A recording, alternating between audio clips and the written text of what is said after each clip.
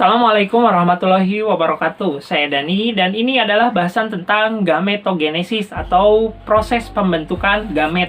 Gamet itu apa sih? Gamet itu sel kelamin ya. Kalau cowok sperma, kalau cewek ovum gitu. Proses pembentukannya namanya gametogenesis. Kalau untuk pembentukan sperma namanya spermatogenesis. Kalau untuk pembentukan ovum namanya oogenesis. Kalau gamet tumbuhan, nah, itu namanya mikrosporogenesis. Kalau untuk jantannya atau yang ada pada serbuk sari, itu namanya mikrosporogenesis. Kalau untuk menghasilkan sel telurnya, itu yang ada pada putik, namanya makrosporogenesis. Oke, kita akan bahas dulu dari yang pertama. Karena saya adalah laki-laki, maka saya akan mengutamakan dulu peristiwa spermatogenesis. Jadi kan laki-laki itu kan punya senjata rahasia gitu ya. Di sana ada dua telur. Sebenarnya bukan telur sih, itu namanya testis ya. Jadi di dalam testis itu ada yang namanya tubulus seminiferus gitu. Ada saluran yang panjang gitu ya. Dan di setiap tubulus seminiferusnya di dinding-dindingnya itu terdapat suatu sel yang dinamakan dengan spermatogonium. Spermatogonium itu adalah sel tubuh yang merupakan cikal bakal sperma. Dalam prosesnya, nanti spermatogonium itu akan melakukan pembelahan mitosis. Jadi dua sel ya. Sel hasil pembelahannya itu dinamakan dengan spermatosit primer. Oke, jadi spermatosit primer ini adalah cikal bakal pembentuk sperma ya, yang berasal dari spermatogonium. Oke, kita akan fokus pada satu kromosom saja ya, yaitu adalah kromosom kelamin. Ingat bahwa di sel tubuh tadi spermatogonium itu kan ada 46 kromosom ya, atau 23 pasang. Nah, kita akan hanya fokus pada kromosom kelaminnya saja. Sementara untuk sisanya yang 22 kromosomnya kita anggap sama gitu ya. Karena saya adalah laki-laki, berarti kromosom kelaminnya adalah XY. Itu homolog ya, mereka berpasangan, X dan Y itu berpasangan homolog. Setelah mitosis berarti itu masih tetap XY ya, ketika terbentuk spermatosit primer. Barulah spermatosit primer itu akan mengalami pembelahan meiosis. Untuk yang pertama, dihasilkanlah dua spermatosit sekunder. Sekarang sudah haploid. Kenapa demikian? Ingat, karena ini adalah pembelahan meiosis yang pertama. Di meiosis pertama itu kan sel sudah haploid ya, atau kromosomnya sudah berpisah homolognya. Nah, Anda perhatikan bahwa spermatosit primer itu kromosom X dan Y itu kan pertama akan mengganda dulu ya, membentuk kromatid saudaranya ya. Jadi kita ibaratkan X-nya mengganda jadi ada dua huruf X dan Y-nya mengganda juga jadi ada dua huruf Y.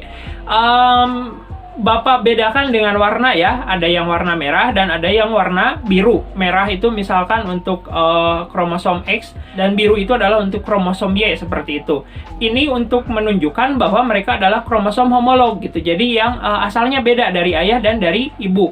Misalkan yang biru dari ayah, yang merah dari ibu, XY ya, homolog gitu ya. Sehingga sekarang Anda perhatikan pada spermatosit primer itu sekarang udah XX saja dan Y saja gitu. Berarti dengan warna yang berbeda ya tentunya. Berarti sekarang mereka sudah melakukan pembelahan meiosis yang pertama dan terbentuk sel yang haploid atau N saja. Itu adalah spermatosit sekunder. Kemudian pada tahapan selanjutnya, spermatosit sekunder itu akan melakukan meiosis yang kedua. Sehingga dihasilkanlah spermatid ya. Ingat bahwa tadi spermatosit sekunder itu kan sudah haploid ya, tetapi setiap kromosomnya membentuk kromatid saudara. Nah, pada meiosis yang kedua, kromatid saudara itu ditarik atau dilepas atau dibelah ke sel yang berbeda gitu. Sekarang terbentuklah 4 buah spermatid dengan kromosom yang haploid. Jadi ada 2 spermatid dengan kromosom X dan ada 2 spermatid dengan kromosom Y. Kemudian pada tahapan selanjutnya spermatid itu akan melakukan diferensiasi atau pendewasaan sehingga dapat membentuk spermatozoa. Spermatozoa yang utuh itu ada badannya atau ada kepalanya, kemudian ada ekornya ya, yang nanti fungsinya untuk pergerakan ya. Kayak bulu cambuk gitu, kayak flagellata untuk berenang-renang di nanti masuk ke tujuannya gitu. Nah, sekarang kita masuk ke peristiwa oogenesis. Oogenesis itu adalah peristiwa pembentukan ovum. Cikal bakal ovum itu adalah oogonium. Oogonium itu sudah terbentuk sejak bayi wanita berusia 5 bulanan itu udah ada ya oogonium. Kemudian oogonium itu nanti akan berdiferensiasi dan terbentuklah oosit primer. Nah, oosit primer itu berarti masih memiliki kromosom sejumlah 46 ya, karena baru berdiferensiasi, belum melakukan pembelahan meiosis. Karena ini adalah wanita, kita akan berfokus pada kromosom kelamin untuk wanita, yaitu XX ya. Tetapi Bapak bedakan dengan warna merah dan warna biru. Merah itu untuk kromosom dari ibu dan yang biru itu dari ayah ya. Berarti itu menunjukkan bahwa mereka adalah kromosom homolog ya, atau diploid atau 2N. Jadi pada tahapan oosit primer, kromosomnya masih 2N. Kemudian akan masuk ke pembelahan meiosis yang pertama, sehingga dihasilkanlah anakannya ya, satu oosit sekunder dan satu badan polar atau inti polar ya. Pada oosit sekunder ini kromosomnya sudah haploid. Kenapa? Karena kromosom homolognya sudah berpisah. Kita ingat kembali bahwa sebelum melakukan pembelahan meiosis pertama, kromosom itu kan akan berduplikasi atau membentuk kromatid saudara. Jadi sekarang total ada 4 kromosom X ya. Kemudian pada oosit sekunder itu kan kromosom homolognya kan udah berpisah ya. Jadi di sini XX 2 gitu, di sini juga ada 2 XX gitu. Kenapa 2, Pak? Karena kan itu kromatid saudara ya, berduplikasi gitu. Kemudian oosit sekunder itu akan melangsungkan meiosis yang kedua, sehingga terbentuklah yang namanya ootid ya. Ootid itu, nah Anda perhatikan bahwa XX itu kan kromatid saudara sekarang akan terpisah jadi X saja dan X saja. Tetapi tetap sama bahwa oosit sekunder itu juga akan membentuk ootid dan juga badan polar. Kemudian badan polar yang tadi akan membelah juga dan menghasilkan 2 badan polar kembali. Sehingga total akan dihasilkan 1 ootid dan juga 3 badan polar. Nah, kemudian ootid yang tadi itu akan berdiferensiasi dan terbentuklah ovum.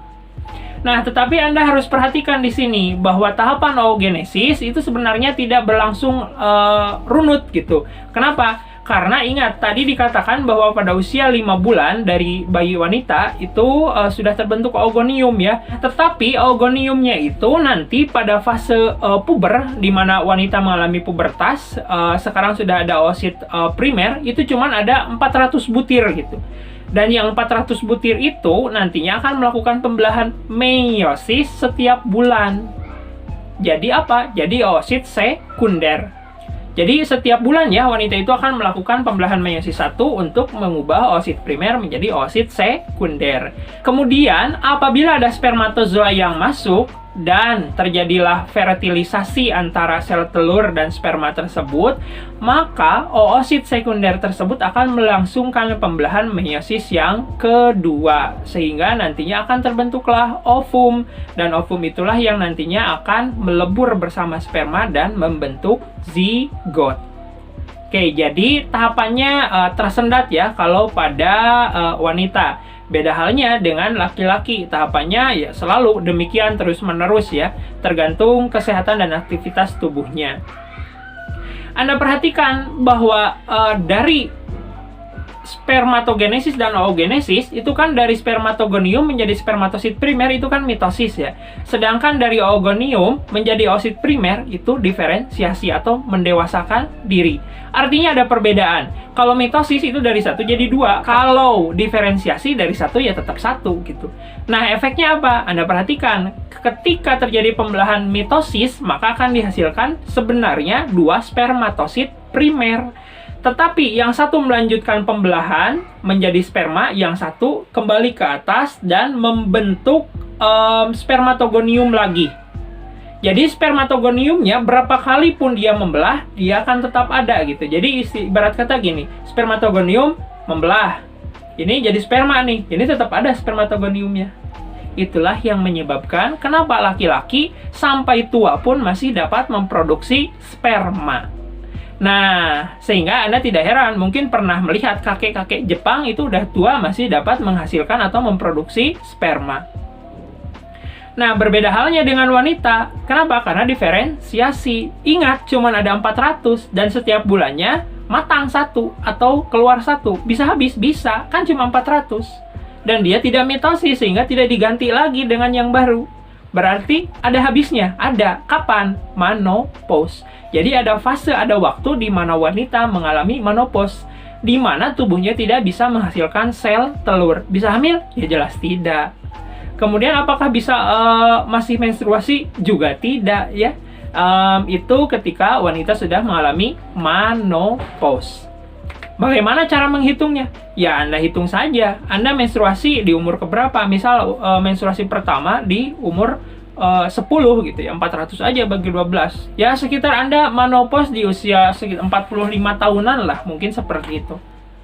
Aduh, bagaimana nih biar awet muda terus? Anda hamil. Kenapa? Karena ketika Anda hamil, Anda menghemat 9 butir sel telur. Jadi, semakin banyak anak, maka Anda akan semakin awet muda. Jadi, masa menopause-nya itu kan lebih panjang gitu ya, lebih diundur. Mungkin pada usia 50 atau 55 ya, mungkin bisa lebih gitu. Nah, itu adalah tahapan gametogenesis ya pada sperma dan ovum. Lalu bagaimana apa yang terjadi dengan tumbuhan? Sama ya, prinsipnya ada meiosis 1 dan meiosis 2. Kita ambil contoh yang serbuk sari ya. Jadi pada tahapannya ada bakalnya itu ada mikrosporosit namanya ya. Kemudian mengalami meiosis sebanyak 2 kali dan menghasilkan 4 serbuk sarinya gitu ya. Dan di masing serbuk sarinya itu melakukan pembelahan inti sehingga dihasilkanlah nanti ada 2 inti, ada inti vegetatif dan inti generatif. Kemudian ketika akan melakukan fertilisasi, maka inti generatifnya itu akan membelah kembali sehingga dihasilkan total inti vegetatif 1 dan ada 2 inti generatif. Sedangkan pada tahapan makrosporogenesis itu juga sama. Ketika makrosporosit itu akan melakukan meiosis 1 dan meiosis 2 dan dihasilkan 1 makrospora dan 3 badan polar atau inti kutub ya.